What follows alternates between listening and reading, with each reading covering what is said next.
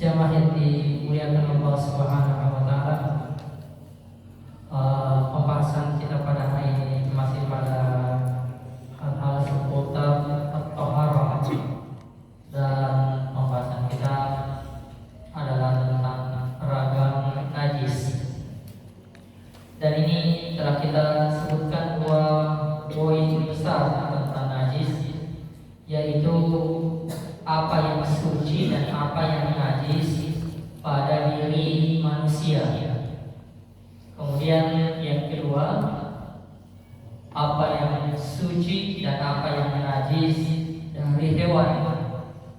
Sekarang kita masuk pada tentang najisnya darah. Jamaah yang dimuliakan Allah Subhanahu wa taala, maka darah ini berdasarkan firman Allah Subhanahu wa taala, "Qul la ajidu fima uhiya ilayya muharraman."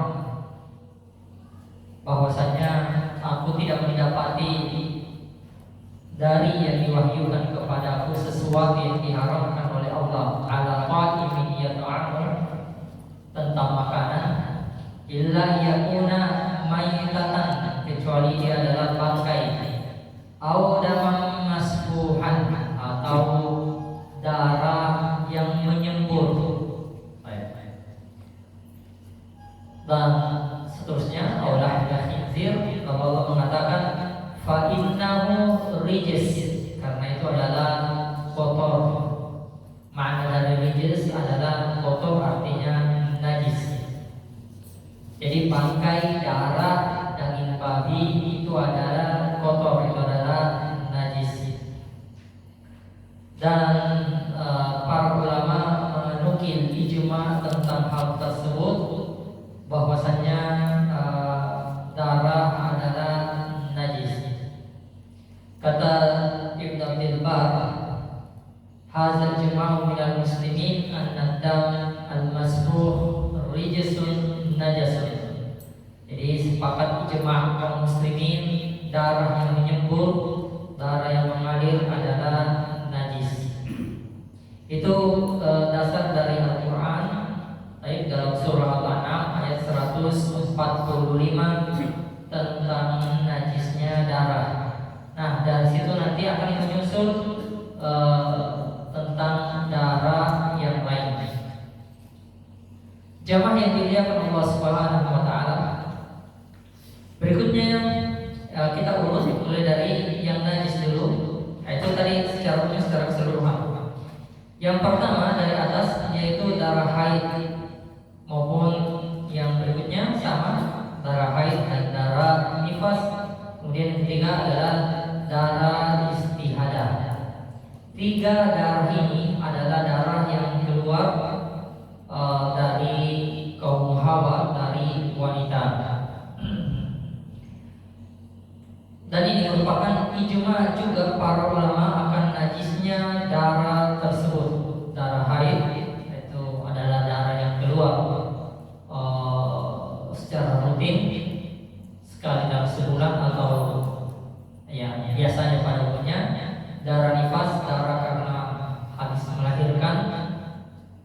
kemudian darah istihadah, darah penyakit keluar setelah biasanya melewati masa haid ataupun setelah melewati masa nifas.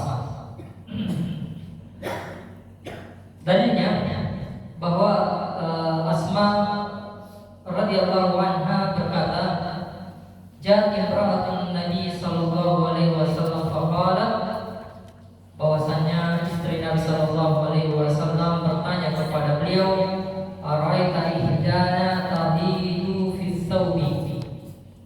Kami kaum wanita, salah satu di antara kami atau kami kaum wanita itu haid pada pakaiannya. Kaifa tasna'u, apa yang harus dilakukan oleh kaum wanita tadi? Maka Nabi sallallahu alaihi wasallam bersabda, "Tahuttuhu, summa taqrusuhu bil ma wa tantahu wa tusalli fihi." Taqrusuhu, ya engkau darah yang ada di situ dihilangkan, lalu kemudian setelah itu dia dicuci menggunakan air, lalu kemudian setelah itu dibilas, ya, dan setelah itu kemudian bisa dipergunakan untuk sholat. Terus kemudian jamaah yang dimuliakan Allah Subhanahu wa taala, adapun darah yang menyembur tadi sudah kita sebutkan dalilnya, damam masfuh, darah yang menyembur. Itu darah yang waktu hewan disembelih, ya terdengar suara ngorok, darah yang keluar menyembur. Ini hukumnya adalah najis, sehingga ketika kita terkena dari darah tersebut maka harus dicuci, ya. Semua darah yang najis ini harus dicuci, lalu kemudian barulah bisa sholat. Jamaah yang dimuliakan Allah Subhanahu wa taala, sedikit kita ingatkan tentang darah menyembur ini haram dimakan dan juga najis. Adapun sebagian orang malah ini kalau ada yang disembelih, kan biasa itu ya, kalau kita bisa lihat di Idul Adha dibuatkan lubang. Ya, kenapa dibuatkan lubang? Ya supaya nanti darahnya gampang ditutup gitu, supaya tidak berbau. Karena kalau sudah kadang lewat satu malam, ya itu keluar bau yang menyengat. Nah, itu bukti bahwa dia najis, ya, darah itu darah itu najis. Nah, kotor ya, kotor. Lalu kemudian dan juga untuk memudahkan, apalagi kalau parangnya cukup panjang, itu kalau langsung di tanah kan sambung di tanah. Jadi kalau dibuatkan lubang itu enak naraknya. Nah, sebagian orang malah kemudian menaruh baskom atau menaruh ember kecil untuk menampung darah tadi. Lalu kemudian darah ini dimasak dan nanti ya ditaruh di wadah, ya, dibikin jadi kayak segi empat gitu, dipotong-potong, dan itu mirip dengan hati, ya. Dia sering makan coto kalau itu hati, pesan hati, ya. Nah dia mirip, namun alhamdulillah saya belum pernah makan kalau secara sengaja atau kalau nggak tahu, ya. Tapi kata orang yang pernah makan itu dia kalau hati itu kan memang gurih ya, masuk dulu. Tapi kalau darah itu dia ada terasa kayak getah yang lengket gitu, kayak lemak gitu, ada lemak lengket gitu. Nah ini hukumnya adalah haram. Dan kabarnya, ya, wallahu a'lam, belum pernah teliti secara langsung.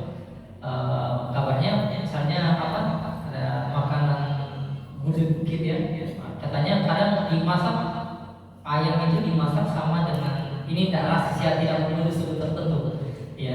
Ini kadang ya memasukkan darah di dalam situ dan dimasak bersama, dan itu katanya jauh lebih enak, ya. Ya memang begitu, yang haram itu kadang enak, karena Rasulullah SAW menyebutkan wa khuffatin nar bil makarih, neraka itu diliputi hal yang bisyahwat, ya, sesuatu hal yang kita senangi. Karena itulah kenapa juga orang-orang kafir, ya, ada suku tertentu. Ini soalnya direkam jadi saya ada hati. Suku di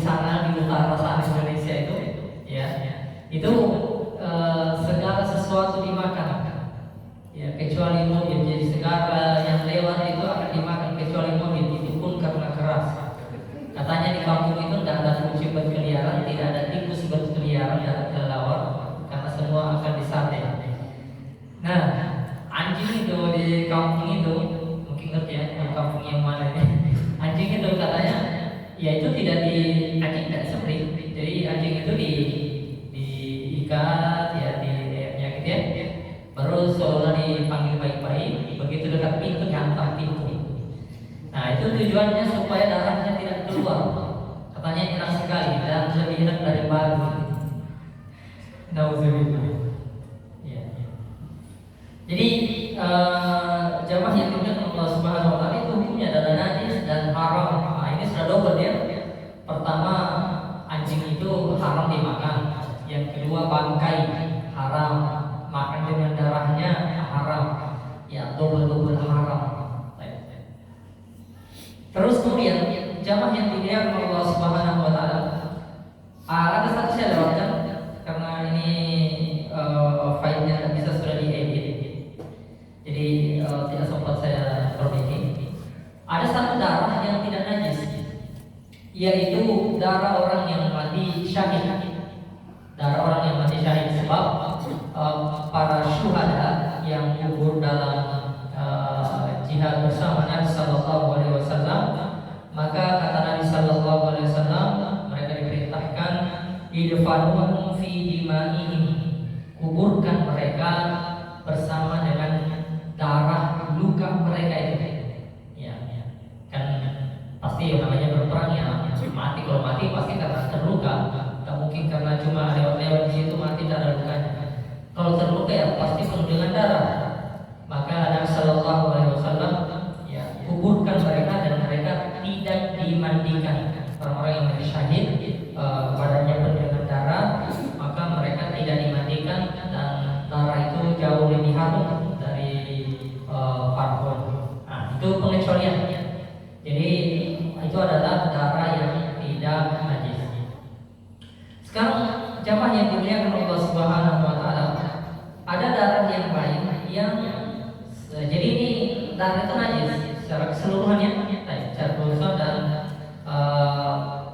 ijma para ulama ya, dan ada sedikit ucapan, ada sedikit sebagian ulama tapi tidak dianggap gitu bahwasanya ada sebagian darah yang tidak najis. Namun kemudian para ulama menjelaskan bahwa itu pengecualian karena dia sesuatu yang harus dimaafkan gitu. Penjelasan ini sangat baik dari Syekh Shalih Al-Utsaimin rahimahullah. Yang pertama adalah hati dan limpa. Ya, hati dan limpa. Hadisnya yang pernah kita sebutkan pada pertemuan lalu bahwasanya uhillat lana maitatan wa daman, dihalalkan kita dua bangkai dan dihalalkan dua darah. Yang pertama bangkai yang halal itu adalah al-hud wal jarah, yaitu ikan dan belalang. Sedangkan darah yang halal untuk dimakan yaitu al-kabid, yaitu hati dan limpa. Jadi penjelasannya gini, itu bukan otot kan dagingnya. Ya, dalam pelajaran biologi kita ini ada 3 jenis dalam diri kita ini, ada otot, otot serat gitu, dan ada namanya tulang yang keras, dan ada yang darah. Nah, darah yang mengalir dalam otot kita, dan ada namanya darah yang membeku dan banyak sekali fungsinya. Dia bukan otot, yaitu ya hati dan limpa. Saya kira yang ini jelas itu yang mana modelnya. Terus kemudian yang berikutnya darah yang sedikit, dan ini kita bisa lihat pada contoh darah nyamuk. Nyamuk itu, ya, kalau di pelajaran yang lalu dia adalah masuk dalam kategori hewan yang tidak mengalir darah pada tubuhnya. Ya. Makanya dia digolongkan dengan belalang dan sama dengan halnya dengan lalat. Dalilnya Nabi Sallallahu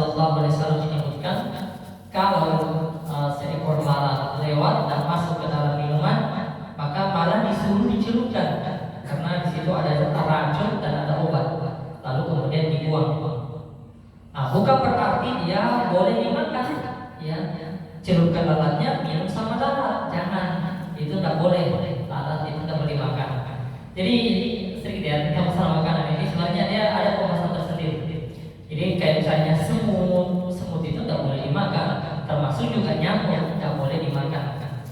Nah, dia hewan yang tidak boleh dimakan, tapi tidak mengalir darah pada tubuhnya. Karena tidak mengalir darah pada tubuhnya, maka dia tidak dikatakan najis kotoran nyamuknya. Nah, dalam hal ini nyamuk seperti itu. Tapi nyamuk itu dia menghisap darah dan terkadang keenakan dengan darah manusia sampai keluar dari perutnya terkencing, ya gitu ya bahasanya, kencing lagi dengan darah itu. Ya. Biar kita ada tepuk itu dia nggak sudah mampu goyang, dan kadang keluar lagi darah dari perutnya. Kemudian kita tepuk mati, ya lengket darahnya. Tentu saja darah itu hendaknya dicuci, ya dicuci, misalnya kalau ada tisu langsung sampai hilang itu. Kalau ada air maka dihilangkan dengan air. Dia adalah aslinya darah itu najis, tapi dia adalah najis yang dimaafkan karena sedikit, ya sangat sedikit. Sedangkan nyamuknya adalah bangkai, ya jangan dijilat. Darah dengan nyamuknya ini dimaafkan, tapi boleh dijilat, ya jangan. Maksudnya dijilat itu tidak terlalu mempengaruhi kesucian seseorang. Berikutnya adalah tentang luka. Iya. Dan di sini double dua pembahasan kita tentang luka, karena luka ini bisa keluar berupa darah, dan jika darah itu kelamaan, lukanya lama, maka akan menjadi nanah. Dan dalam pelajaran biologi juga disebutkan bahwa nanah itu adalah darah putih yang mati atau darah yang mati gitu ya, sudah ya, atau efek dari darah itu ya. Pokoknya sama-sama darah lagi.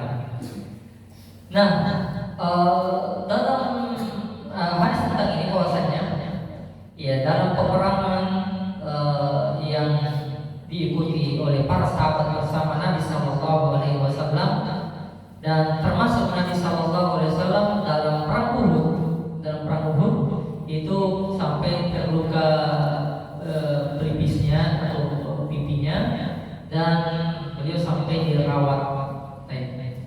Demikian juga sahabat-sahabat yang lain, dan sebagian sahabat sampai kemudian ada yang dirawat di dalam masjid, dan terkadang otomatis darahnya itu masih keluar, padahal sudah dibasuh juga dan masih keluar.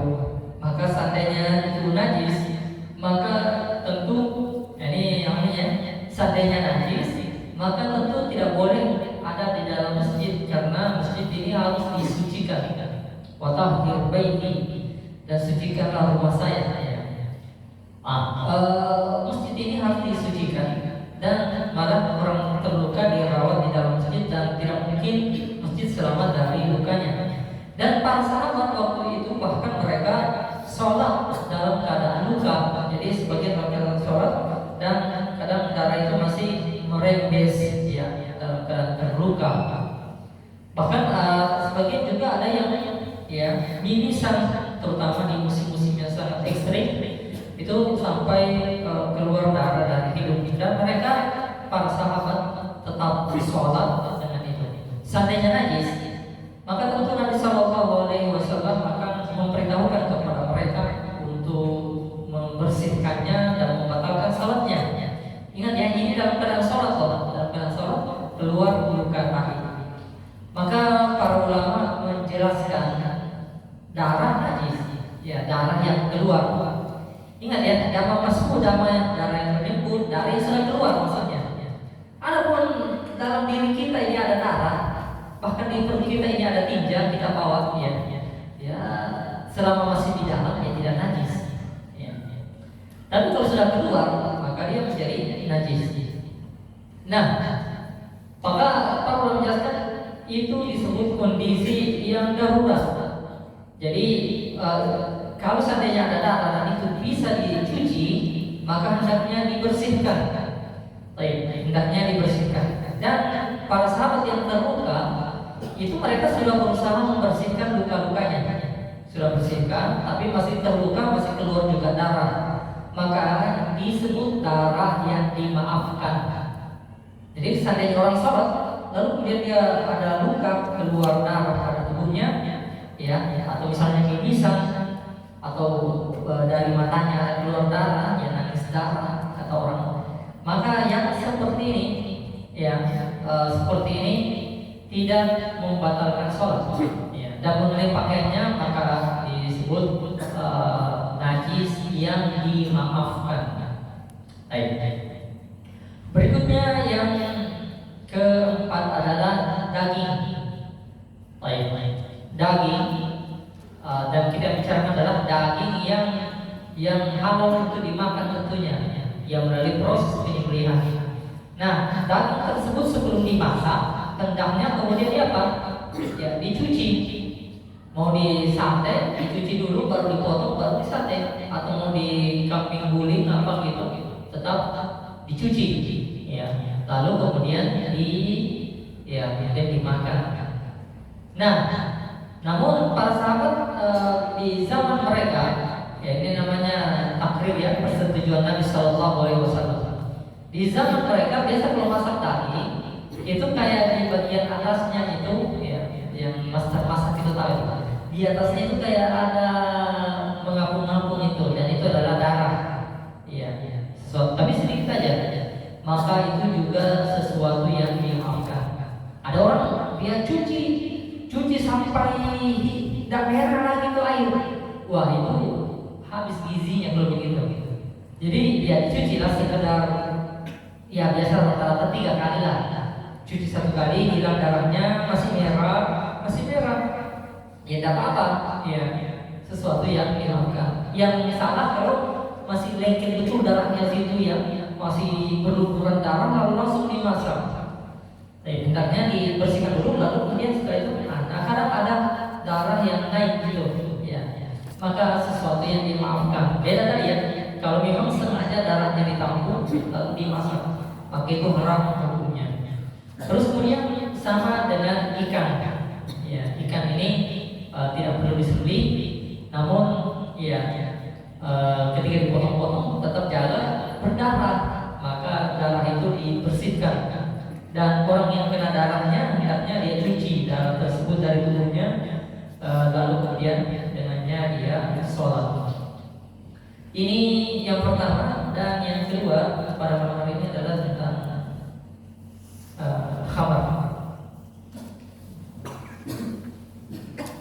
Sambil tunggu dengarannya, kalau ada pertanyaan tentang darah silakan. Jadi